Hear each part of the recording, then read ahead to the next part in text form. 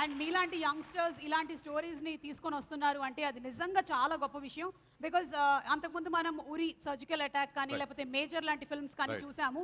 And both wear engaging at the same time. మాకు అందరికీ కూడా అంత స్టోరీ ఇన్ డీటెయిల్ తెలియదు అసలు ఏం జరిగింది అనేది.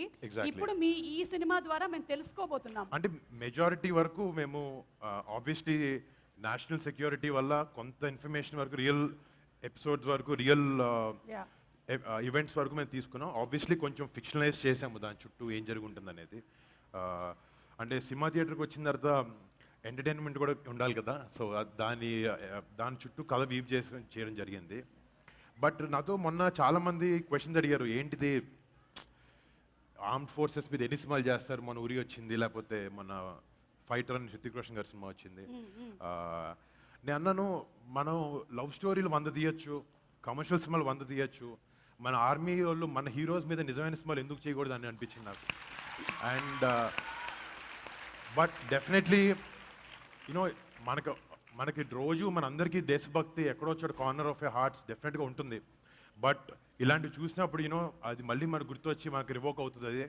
అండ్ అదే ఆ ప్రయత్నమే ఈ సినిమా చేయడం, ఈ ఆపరేషన్ వ్యాలంటైన్ అనేది. సూపర్.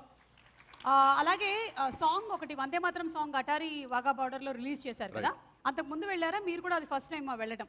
నేను యాక్చువల్లీ ఫస్ట్ టైం అండి. అండ్ లక్కీగా ఈ సినిమా వల్ల ఇలాంటి చోట్లకి వెళ్ళే అదృష్టం దొరికింది నాకు.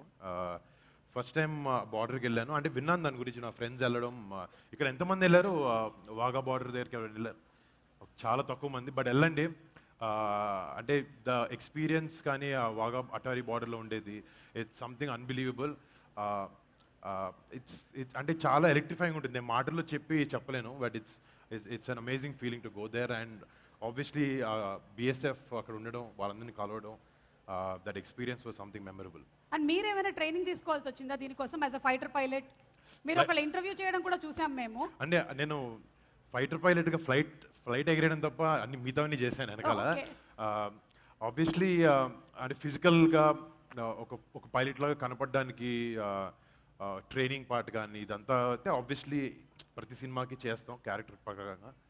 బట్ ఒక పైలట్ షూస్ వేసుకుని ఒక నిజంగా ఫైటర్ పైలట్లా బిహేవ్ చేయాలన్నా కూడా అతని బాడీ లాంగ్వేజ్ కానీ అన్నిటి కానీ నిజం ఫైటర్ పైలట్స్ని కలిసే అవకాశం మాకు దొరికింది. అండ్ వాళ్ళు చెప్పిన స్టోరీస్ కానీ వాళ్ళ ట్రైనింగ్ ప్రోగ్రామ్స్ నుంచి 30 years వాళ్ళ ఎక్స్పీరియన్స్ ఇవన్నీ విని ఐ థింక్ ఆ చిన్న న్యూయాన్సెస్ ఇవన్నీ we try to implement into characters. But ఇదంతా కాకుండా ఒక 40 days మా డైరెక్టర్ గారు ఏమనుకున్నారంటే, సినిమా విఎఫ్ఎక్స్లో ఎంతైనా క్రియేట్ చేయొచ్చు, బట్ రియల్ లొకేషన్లో షూట్ చేస్తే ద ఇంపాక్ట్ ఇస్ డబుల్ అన్న ఒక ఉద్దేశంతో we went to obviously first నుంచి మాకు కూడా ఏంటంటే ఇండియన్ ఎయిర్ ఫోర్స్ ఇంకా మన డిఫెన్స్ కూడా కలిసి వాళ్ళతో పనిచేద్దాం అనే ఉద్దేశం మాకు ఉండింది. అంటే ఇలాంటి సినిమా చేసేటప్పుడు ఇలాంటి ఒక ఎయిర్ ఫోర్స్ ఒక ఆర్మ్ ఫోర్సెస్ మీద సినిమా చేసేటప్పుడు అన్నీ కరెక్ట్గా ఉండాలి. అంటే చిన్న తప్పులు చేయకూడదు. రేపొద్దున నిజంగా ఒక ఎయిర్ ఫోర్స్ ఆఫీసర్ మా సినిమా చూస్తూ అరే ఇది ఇలా కాదు ఇలా ఉండాల్సిందే అనే ఆ ఫీలింగ్ మాకు ఉండకూడదని చెప్పి చాలా డీటెయిలింగ్గా లోపుకి వెళ్ళి ఎన్నో ఇయర్స్ ఎంఓడికి స్క్రిప్ట్ పంపించి వాళ్ళతో వెనక్కి తీసుకుని ఇన్ఫర్మేషన్ కరెక్ట్గా వాళ్ళు ఎలా బిహేవ్ చేస్తారు, నిజంగా ఎలా ఉంటారు అంటే ఒక రియలిస్టిక్ ప్రెజెంటేషన్ ఇవ్వాలని అనిపించింది మాకు. For that we did.